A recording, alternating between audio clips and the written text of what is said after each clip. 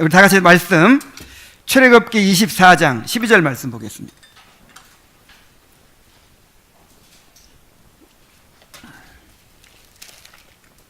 출애굽기 24장 12절 말씀입니다.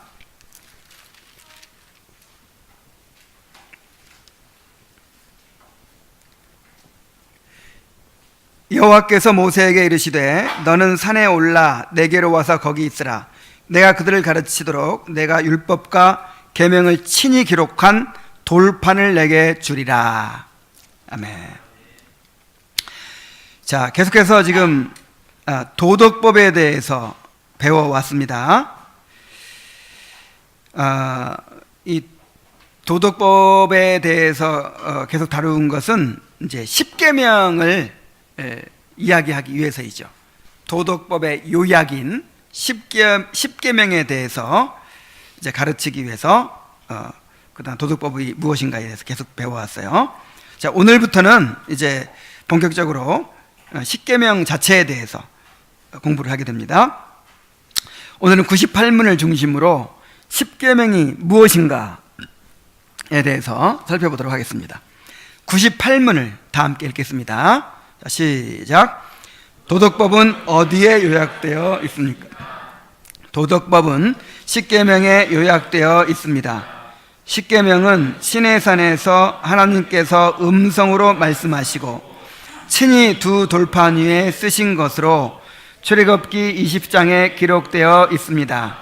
처음 4개의 계명은 하나님께 대한 우리의 의무를 담고 있으며 나머지 6개의 계명은 사람에 대한 우리의 의무를 담고 있습니다.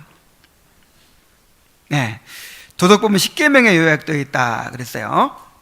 자, 먼저 십계명이라는 이 명칭에 대해서 한번 생각해 봅시다. 성경 원문에는 십계명이라는 말이 없습니다. 단지 말씀들 혹은 10가지 말씀들이라고 되어 있어요.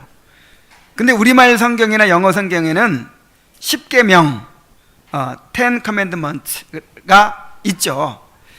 이것은 원문에는 없지만 의역을 한 거예요. 의역.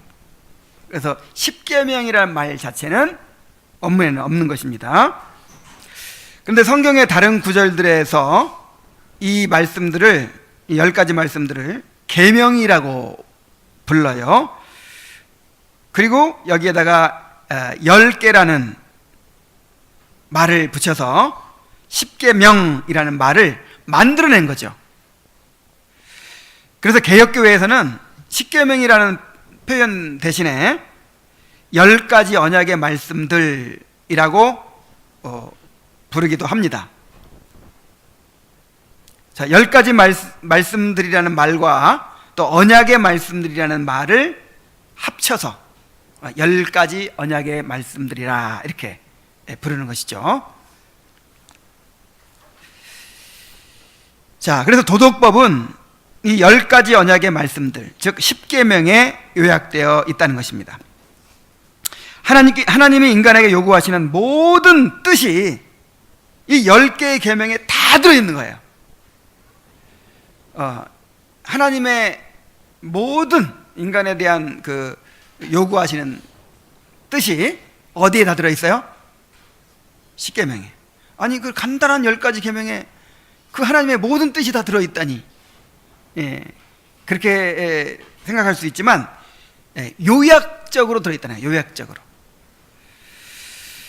그래서 십계명은 요약된 것이기 때문에 계명 하나하나에 많은 것을 담고 있습니다. 뭐 도둑질하지 말라, 이 간단한 계명인데 이 도둑질하지 말라는 말 속에는 이것이 요약이기 때문에 엄청나게 많은 뜻이 들어있는 거죠. 그래서 성경의 다른 말씀들을 통해서 이 보충적인 설명이 필요합니다. 그래서 다른 신을 섬기지 말라는 것이 무엇인가, 또 형상을 만들지 말라는 말씀이 어떤 것인가, 이거를 아주 요약되어 있기 때문에, 압축되어 있기 때문에 그 내용이 담고 있는 그 풍성한 의미를, 하나님의 의도를 알아야겠죠. 알아야만 이 계명에 순종할 수가 있는 것입니다. 자, 이 십계명이 왜 그렇게 중요한가를 지금부터 한번 살펴봅시다. 자, 이 요리문답에서는 뭐라고 하냐면, 십계명은 시내 산에서 하나님께서 음성으로 말씀하시고 친히 두 돌판 위에 쓰신 것으로 출애굽기 20장에 기록되어 있습니다. 그랬죠.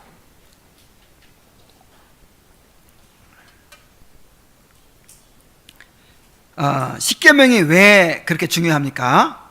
첫째로 하나님께서 직접 음성으로 말씀하신 것입니다. 자, 율법을 주실 때 율법을 세 가지로 구분하면 어떻게 된다 그랬죠? 도덕법, 의식법, 시민법, 이렇게 되죠. 이 의식법과 시민법은 한시적으로 주신 거예요. 한시적으로. 예수님이 오실 때까지 이스라엘 백성의 이 생활을 위해서, 그리고 예수님이 아직 안 오셨기 때문에 모형과 그림자를 통해서 예수님을 보도록 그렇게 의식법을 주신 것이죠. 또 시민법을 주신 것이죠. 그 의식법과 시민법은 모세를 통해서 간접적으로 주셨어요. 모세를 통해서. 그런데 영원한 도덕법의 요약인 십계명은 시내산에서 하나님이 직접 이스라엘 백성들에게 명령하셨습니다. 굉장히 중요하겠죠. 엄청 중요하기 때문에 모세를 통해서 간접적으로 주셔도 하나님의 말씀으로 받을 텐데, 이거는 직접 하나님이 직접 이스라엘 백성에게 선포하신 것입니다. 뿐만 아니라 십계명은 하나님이 친히 두 돌판 위에 기록해 주신 말씀이에요. 자, 이 성경이 하나님의 말씀이죠, 전부. 그 하나님의 말씀인데 전부 다 인간 저자에 의해 쓰여진 것입니다. 그런데 하나님이 직접 쓰신 말씀이 있어요. 그게 십계명이에요. 하나님의 돌판에다가 어떻게 쓰셨는지는 모르겠어요. 그 십계라는 영화에서 나온 것처럼 막 불이 그냥 돌에다 막 이렇게 새겼는지, 뭐 어떤 식으로 했는지 모르겠지만 어쨌든 하나님이 직접 새기신 거예요. 그러니까 얼마나 중요하면 직접 새기시겠어요.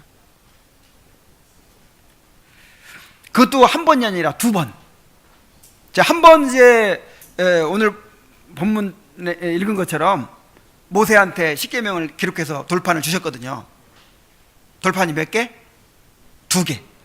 두 개의 돌판을, 이 두 개의 돌판도 이제 전통적으로는 어떻게 생각했냐면, 한쪽 돌판에는 하나님을 위한 4계명, 한쪽 돌판에는 이웃을 위한 6계명, 이렇게 기록되어 있다고 이제 다 그렇게 생각해 왔어요.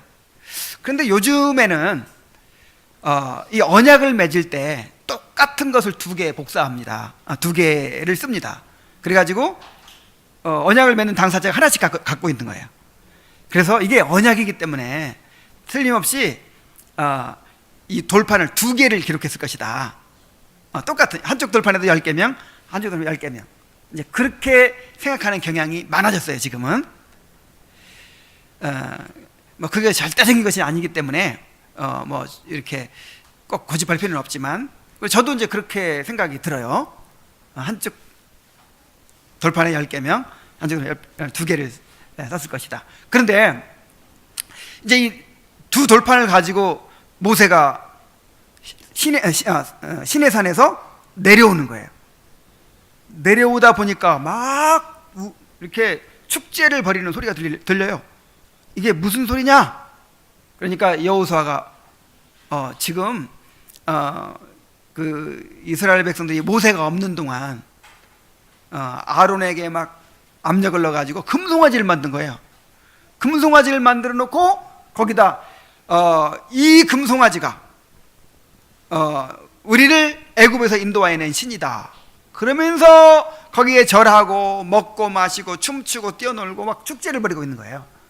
모세가, 이야, 난 지금 하나님의 거룩한 율법을 받아가지고 오고 있는데 이 사람들은 벌써 이렇게 타락해버린 거예요. 그래가지고 이 돌을 던져서 깨뜨려 버렸어요. 모세가 온유해 졌다고 하는데 아직도 성질이 남았는 것 같아요. 깨뜨려 버렸어요. 그 후에 하나님께서 다시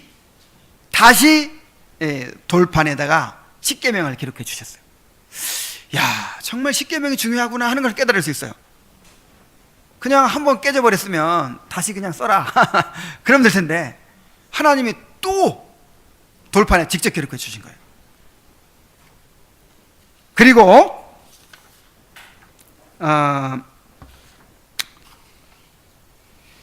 하나님께서 십계명을 지성소에 있는 언약궤 안에 보관하도록 명령을 하셨습니다. 신명기 10장 1절로 이제 보면은, 그때 여호와께서 내게 이르시기를 너는 처음과 같은 두 돌판을 다듬어 가지고 산에 올라 내게로 나오고 또 나무궤 하나를 만들라. 내가 깨뜨린 처음 판에 쓴 말을 내가 그 판에 쓰리니 너는 그것을 그 궤에 넣으라. 이제 이건 하나님이 보관하는 거죠. 하나는 이제 이스라엘 백성 보관하고, 만약에 그 두 번째 주장이 맞다면, 이 지성소 안에 이 언약궤는 하나님의 임재를 상징하잖아요. 근데 하나님의 임재를 상징하는 그 언약궤 안에 뭐가 들어있어요?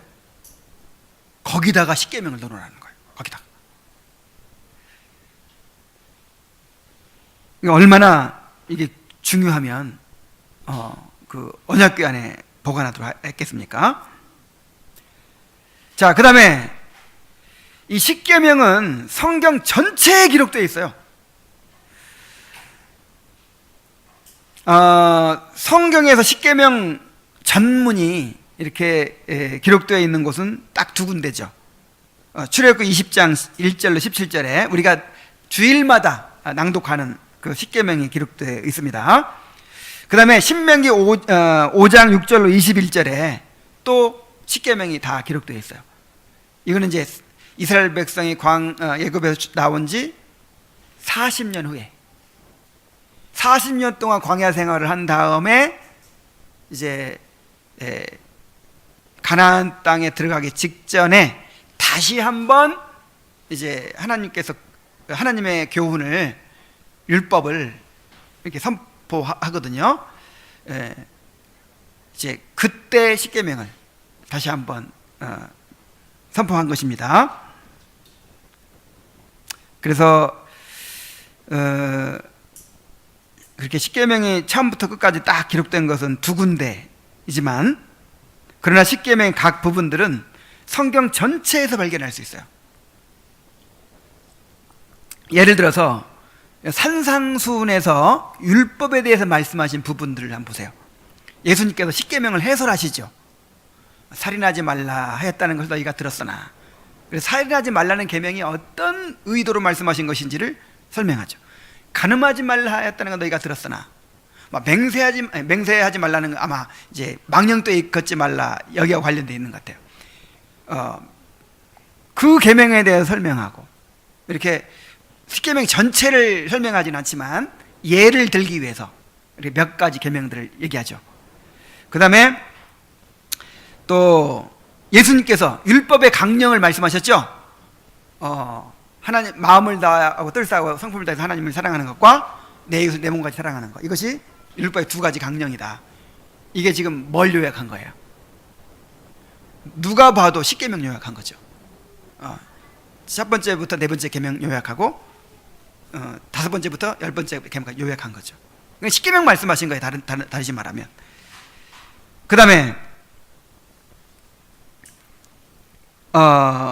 또 이제 율법사가 어떻게 해야 구원 얻으리까 나온 율법사에게도 뭐 계명들을 지켜라 이렇게 하면서 십계명을 말씀하신 적이 있고, 바울은 로마서 13장 9절로 10절에 간음하지 말라, 살인하지 말라, 독실하지 말라 이런 계명들이 있지만 이게 다 내 이웃을 내 몸과 같이 사랑하라는 말씀 속에 다 들었느니라 하면서 십계명을 또 언급해요. 그 다음에 내 부모를 공경하라는 말씀을 하면서 십계명을 언급해요. 약속 있는 첫 계명이니 내가 땅에서 잘되고 장수하리라. 그러니까 부모를 공경하라는 명령이 어디에 있다는 거예요? 십계명에 있다는 거죠. 또 야고보서에 봐도 간음하지 말라 하시니가 살인하지 말라 하셨으니, 간음함을 행하면 살인하지 아니하였어도 간음을 행한 거나 마찬가지다, 이런 식으로 십계명을 가지고 또 이야기합니다. 그래서 부분적으로는 성경 전체에 다 있다는 거예요.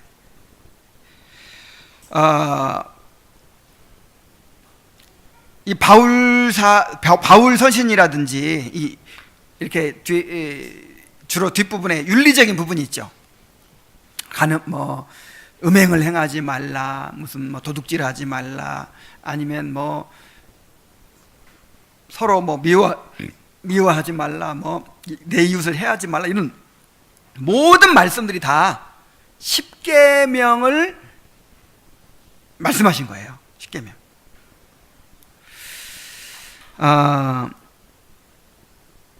제네바 요리문답 232문에 보면 이렇게 말하고 있어요. 우리는 그 설명을 성경 전체에 걸쳐서 발견합니다. 자, 십계명에 대한 설명을 어디서? 성경 전체에서 발견합니다. 즉 주님께서는 율법 속에 요약한 것을 상세하게 가르쳐 주시기 위해서 성경 도처에서 이를 다루고 계시기 때문입니다. 그래서 성경에 나오는 모든 도덕적인 명령들 있죠. 이걸 다 십계명이라고 생각하면 돼요. 그래서 루터는 이거는 나중에 이야기하겠네. 그래서 십계명이 신약에 없다 이렇게 주장하는 사람들 있죠. 십계명은 구약에 명령되어 있는 것이고 신약에는 이제 복음의 시대이기 때문에 십계명이 없다 이런 말하는 사람들은 이건 성경을 모르는 사람이에요. 실제로 십계명이 얼마나 많이 기록되어 있는데. 자, 다음으로 십계명이 왜 중요하냐? 십계명은 신자가 어떻게 살아야 할 것인지를 가르쳐 주기 때문입니다. 자, 우리가 믿어야 할 것은 어디에 다 요약되어 있어요? 사도신경에. 자, 우리가 믿어야 할 것이 어디에? 사도신경에. 또 우리가 구해야 할 것, 무엇을 구하며 살아야 할 것인가? 주기도문에. 그 다음에 우리가 어떻게 행해야 할 것인가는 어디에 요약되어 있을까요? 십계명에 요약되어 있어요. 그래서 십계명을 제대로 이해한다면 하나님이 우리에게 원하시는 삶의 원리를 확실하게 깨달을 수가 있는 것입니다. 그래서 루터는 십계명을 온전히 아는 자는 성경 전체를 아는 것이다 그랬어요. 십계명을 제대로 배우면 성경 전체를 아는 거예요. 다음으로 초대교회 이래로 십계명은 가장 기본적인 교리교육의 교재로 가르쳐져 왔습니다. 자, 이제 새로 이렇게 그리스도인이 되려고 하는 사람들, 이런 사람들을 교육을 시킬 때 무엇을 가지고 교육을 시켜야겠어요? 우리 그리스도인이 믿어야 할 것은 무엇인가? 사도신경. 우리 그리스도인이 구해야 할 것은 무엇인가? 주기도문. 그리고 우리 그리스도인들은 어떻게 행해야 될 것인가? 십계명. 이걸 가르치는 거예요. 그래서 사도신경, 주기도문, 십계명 요 세 가지가 기독교 신앙의 요약이에요. 기독교 신앙을 알고 싶으면 맨 먼저 뭐 공부해야 될까요? 요 세 가지 공부하는 거예요. 세 가지. 그래서 이 역사적으로 교리문답들이 전부 뭐냐면 이 세 가지를 해설해 놓은 거예요. 기독교 강요도 처음에는 딱 이 세 가지 해설해 놨어요. 초판은 사도신경 해설, 그 다음에 주기도문 해설, 십계명 해설이 기독교 강요예요. 거기다 나중에 이제 계속 덧붙여서 이렇게 양이 많아진 거죠.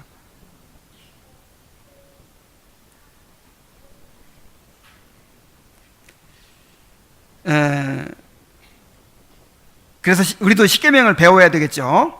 기독교 신앙을 알려면, 우리가 어떻게 행해야 될지를 알려면 십계명을 배워야 되겠죠. 자, 그 다음에 또 십계명의 중요성, 마지막으로 십계명은 예배 가운데 낭독되어져 왔어요. 예배 가운데서 항상 십계명이 낭독되어져 온 거예요. 웨스트민스터 예배 모범에 보면은 십계명을 낭독하라는 말이 없어요. 그래서 이제 어떤 사람들은 이걸 오해를 합니다. 우리 웨스트민스터 신앙고백서, 즉 예배 모범, 웨스트민스터 예배 모범에는 십계명 낭독이 없다. 그러니까 오늘날에는 그 순서가 필요 없다, 이렇게 주장하는 사람들이 있는데, 이것은 이제 당시 그 웨스트민스터 총회의 상황을 모르는 사람들이죠. 그때 장로교인들만 있었던 게 아니에요. 장로교인들도 있었고, 그 다음에 국교회, 잉글랜드 국교회도 있었고, 그 다음에 이 독립파도 있었고, 침례교인들도 있었고, 회중파도 있었고, 막 여러 파들이 있었죠.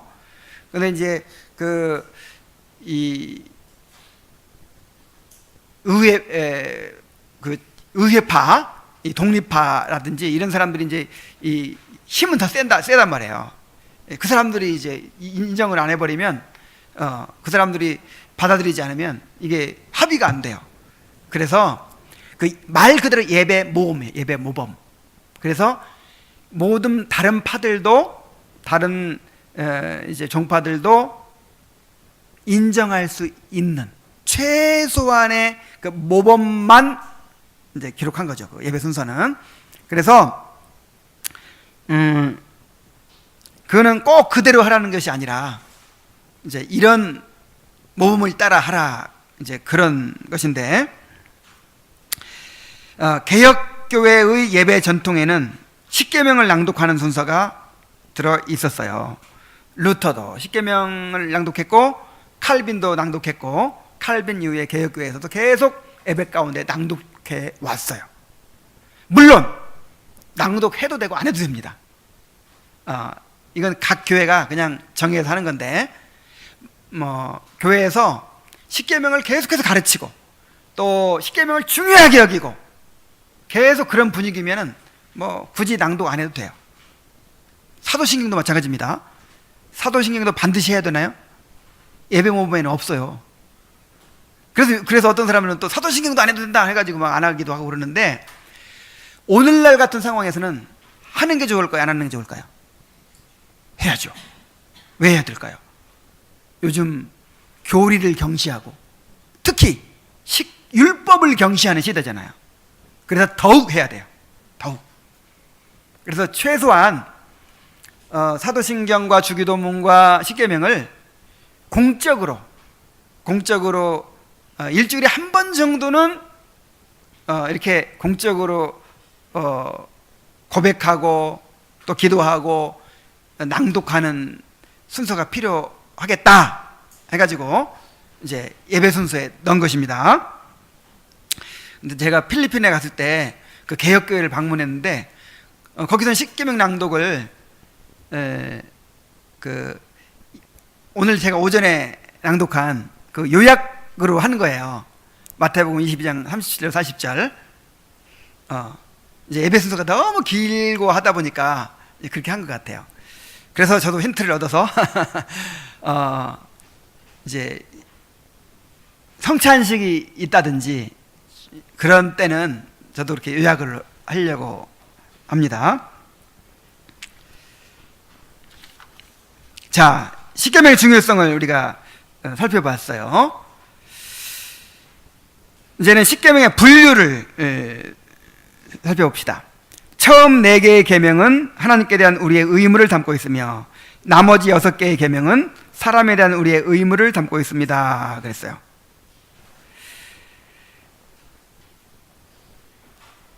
1계명부터 4계명까지는 하나님께 대한 우리의 의무, 또 5계명부터 10계명까지는 사람에 대한 의무를 담고 있죠. 그렇다고 해서 하나님을 향한 의무와 인간을 향한 의무가 완전히 분리되는 것은 아닙니다. 십계명 전체가 하나님을 향한 우리의 의무를 담고 있는데, 4계명은 하나님을 향한 직접적 의무를, 또 6계명은 하나님을 향한 간접적인 의무를 보여준다, 이렇게 이해를 해야 돼요. 그러니까 우리가 이웃을 사랑하는 것도 누구에 대한 의무예요? 하나님께 대한 의무죠. 그러니까 항상 하나님을 생각하면서 이웃에 대한 의무를 다해야 되는 거예요. 즉 우리 자신과 우리 이웃들과 관계된 하나님을 향한 우리의 의무에 관한 것이라고 할 수 있는 것입니다. 그러나 논리적 구조로 보면 두 번째 돌판의 계명, 이제 이 네 계명, 여섯 계명 이렇게 나눠져 있다고 생각하고 이제 전통적으로 그렇게 이해를 해왔으니까 이 웨스트민스터 대요리문답도 그렇게 나와 있어요. 칼빈도 그렇게 생각했어요. 첫 번째 돌판은 네 계명, 두 번째 돌판은 여섯 계명 이렇게. 두 번째 돌판의 계명은 첫 번째 돌판의 계명의 종속적이라고 말할 수 있습니다. 다시 말하면 하나님을 향한 우리의 도덕적 책임은 우리의 이웃을 향한 의무의 기초가 된다는 것입니다. 그래서 예수님이 그랬죠. 크고 첫째 되는 계명은 무슨 계명이에요? 하나님을 사랑하는 것. 그 다음에 둘째라고 하시면서 이웃을 내 몸같이 사랑하는 것이라고 하셨어요. 자, 그러니까 이게 뭐 순서적으로 딱 이렇게 분리할 수는 없는 것이지만 논리적으로 생각하면 먼저 하나님과의 관계가 바르게 되고 하나님을 사랑해야 그 다음에 이웃을 사랑할 수가 있는 것입니다. 하나님과의 관계는 이제 잘못되어 있는데 근데 이웃과의 관계는 잘하겠다. 이거 돼요, 안 돼요? 불가능. 이건 있을 수가 없어요. 하나님을 믿지 않는 사람이 이웃에 대한 의무를 다할 수 있나요? 안 된단 말이에요. 신약 성경에 보면 모든 윤리가 다 어떻게 나오냐면은, 윤리적인 명령이 어떻게 나오냐면, 하나님께서 그리스도 안에서 너희를 사랑하신 것 같이 너희도 서로 사랑하라, 이렇게 나오잖아요. 그리스도께서 너희를 용서하신 것과 같이 너희도 서로 용서하라, 이렇게 나오잖아요. 그러니까 하나님과의 관계가 없이는 이웃과의 관계가 형성될 수가 없는 것이죠. 그래서 하나님과의 관계가 우선입니다.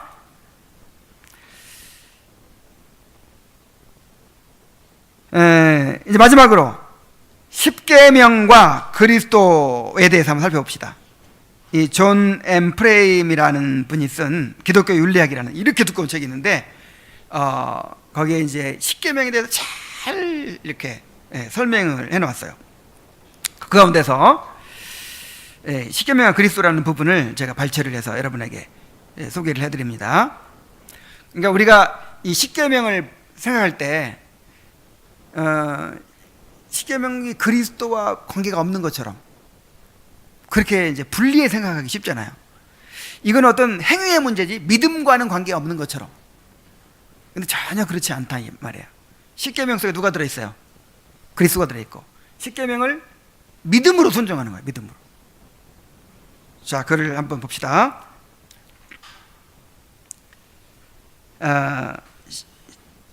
십계명은 그리스도의 의를 보여줍니다. 그리스도는 하나님의 법을 온전히 순종하셨습니다. 십계명은 그리스도께서 어떤 분이셨는지를 보여주는 것이죠. 그의 온전한 성품을 보여주는 것입니다. 그리스도는 그리스도인이 이르러야 할 삶의 완전한 모델이 되십니다. 그러니까 그리스도의 의, 너희가 그리스도의 형상에 이르기까지 자라라 막 이러잖아요. 그럼 그게 어느 정도냐? 그리스도의 성품이 어떤 성품이었냐? 그리스도의 의가 어떤 의였냐? 이런 거를 어떻게 알아요?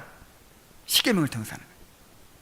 그러니까 십계명을 보면서 주님이 저런 분이었구나, 이렇게 느껴야 됩니다.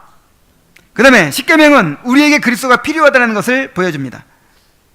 자, 하나님의 율법은 우리의 죄를 알려주고 우리로 하여금 예수님께로 돌아가게 하는 것이 합니다. 자, 십계명을 우리가 계속 묵상하면 우리가 십계명대로 살고 있어요? 못 살고 있어요? 못 살고 있죠. 우리의 죄가 계속해서 발견되죠. 우리 힘으로 도저히 지킬 수 없다는 것을 깨닫게 되죠. 그래서 우리에게 누가 필요하다? 그리스도가 필요하다 하는 것을 보여주는 거예요. 그런데 십계명을 보면서 누구를 생각해야 돼요? 그리스도. 더 나아가서 십계명은 우리에게 전가된 그리스도의 의를 보여줍니다. 하나님은 그리스도 안에서 우리를 율법을 완전하게 지키는 자로 간주하십니다. 자, 여러분 그리스도의 의를 장가받았죠? 그 의가 어떤 의예요? 그걸 어떻게 알아요? 십계명 보고 알아요. 이런 의를 나한테 전가해 주셨구나. 이런 의를 나한테 전가해 주셨구나. 그 다음에 네 번째로, 십계명은 우리가 어떻게 그리스도께 감사를 돌리는 존재가 되기를 하나님이 원하시는지를 보여줍니다. 자, 십계명은 구원받은 사람이 지키는 거예요? 구원받지 못한 사람이 지키는 거예요? 구원받았으니 지키는 거죠. 나는 너를 애굽 땅 종되었던 집에서 인도하여낸 너희 하나님 여호와니라, 그렇게 말하고 나서 1계명부터 시작하잖아요. 그러니까 너를 애굽 땅 종되었던 집에서 인도해 냈으니까, 내 백성이 됐으니까 내 법을 지켜라, 그거예요. 내 백성 안 됐으면 지키라고도 안 해. 내 백성 됐으니까 지키라고 하는 거예요. 또 내 백성이 됐으니까 지킬 수가 있는 거예요.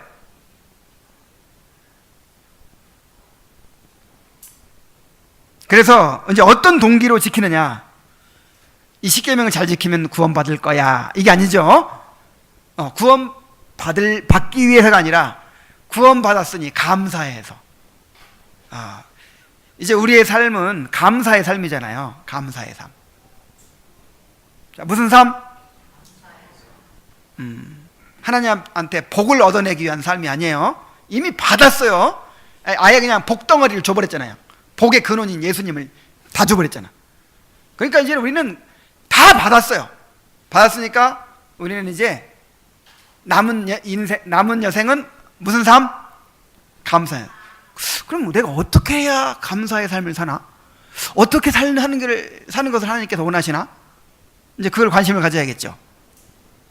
알고 싶죠? 십계명. 그래서 십계명을 보여주신 거예요. 자, 이게 감사의 삶을 사는 비결이다, 길이다, 이렇게.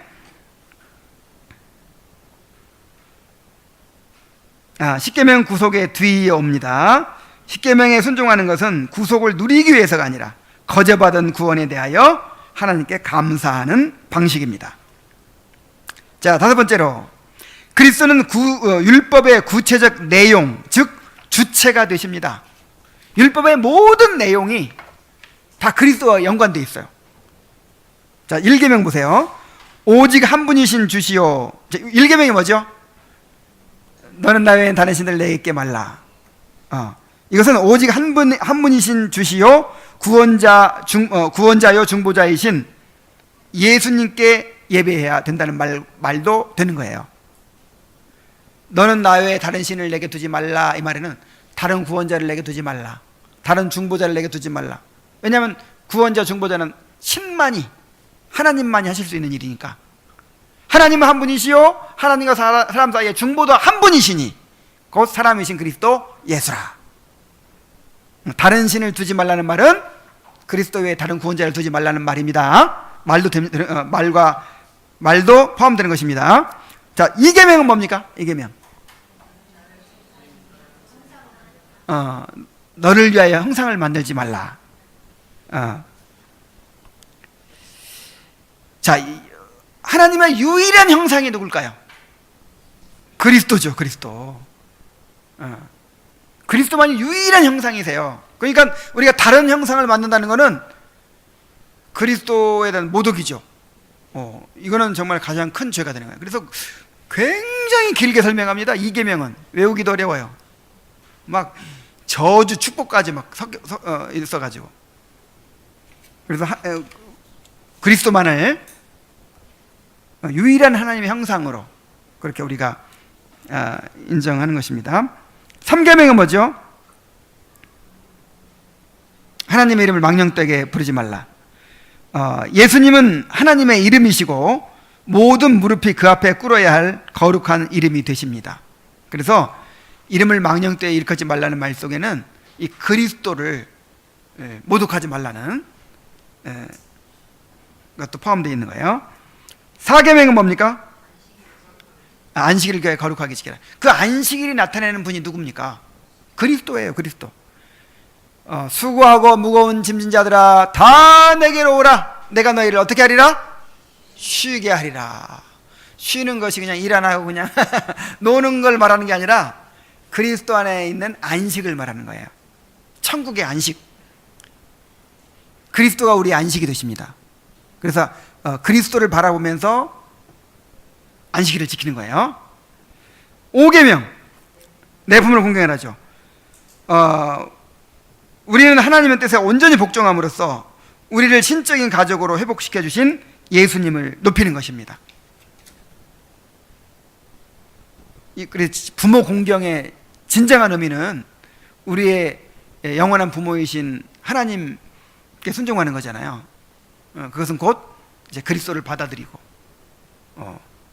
이제 그리스도를 통해서 하나님께 나아가는 것이죠. 6계명은 뭡니까? 할인하지 말라. 자신의 생명을 주셔서 우리로 하여금 생명을 주시는 분으로 이제 그리스도를 높이는 거죠. 이 계명을 통해서.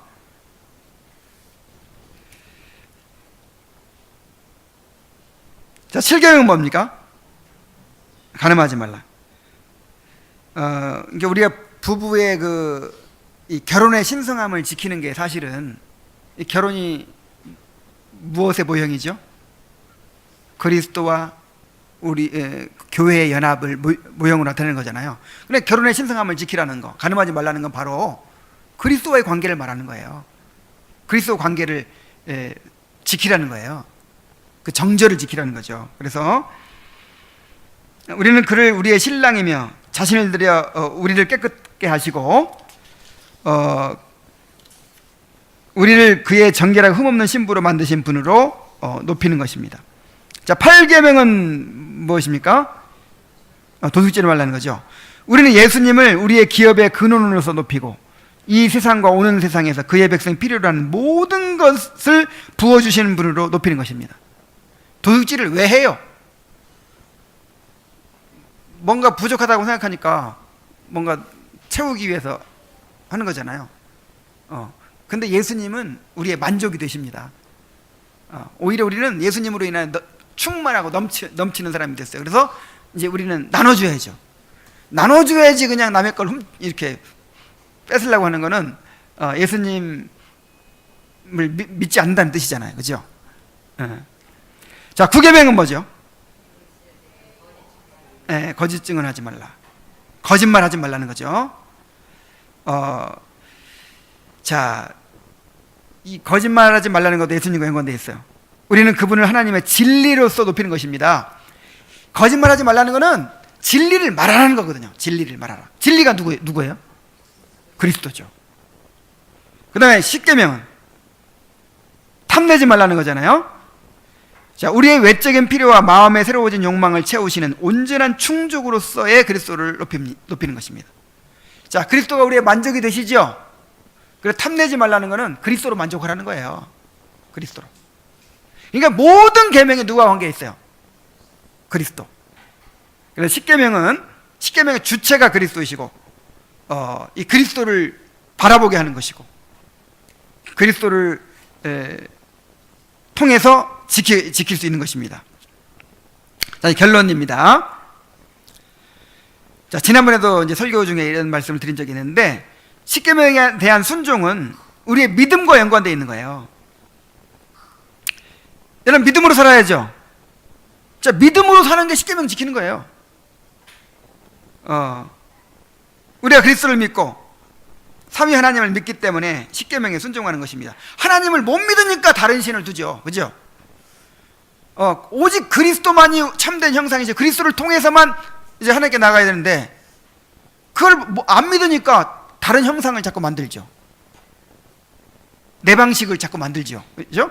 성경에 기록되는 하나님께 나가는 길은 주님이신데 그걸 못 믿으니까 자꾸만 다른 내 방법을 만드는 거예요. 그 다음에 안식일을 못 지켜요. 다 맡기고 그냥 맡기고 정말 주님이 나의 안식이 되신다는 것을 이렇게 믿어야 되는데 못 믿으니까 못 내려놓는 거야. 못 믿으니까. 다 마찬가지죠. 뭐 도둑질하지 말라, 뭐 부모를 공경하라, 뭐 탐내지 말라. 모든 계명이 믿음이 있어야 지킬 수 있는 거예요. 그래서 안 지킨 거는 뭐가 없는 거예요? 믿음이 없는 거죠. 믿음이.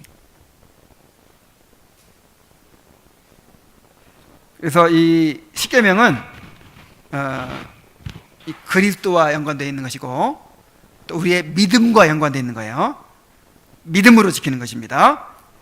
자, 이제 본격적으로 십계명에 대해서 공부해 나가도록 합시다. 기도하겠습니다.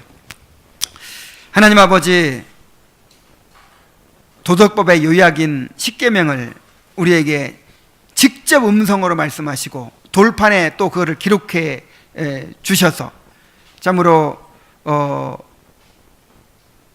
우리가 그것을 마음에 간직하고 또 지키도록 인도해 주신 것을 감사드립니다. 십계명은 하나님의 모든 도덕법의 요약이기 때문에 참으로 우리가 그 의미가 무엇인지를 또 알아야 하겠습니다. 하나님이 어떤 의도로 말씀하셨고 이 한 가지 한 가지의 계명 속에 어떤 내용들이 포함되어 있는지를 충분히 깨달을 수 있도록 우리를 인도하여 주시옵소서. 십계명이 더욱 친숙해지게 하시고 십계명을 더 사랑하게 하시고 참으로 즐거이 순종하게 하여 주옵소서. 예수님의 이름으로 기도하옵나이다.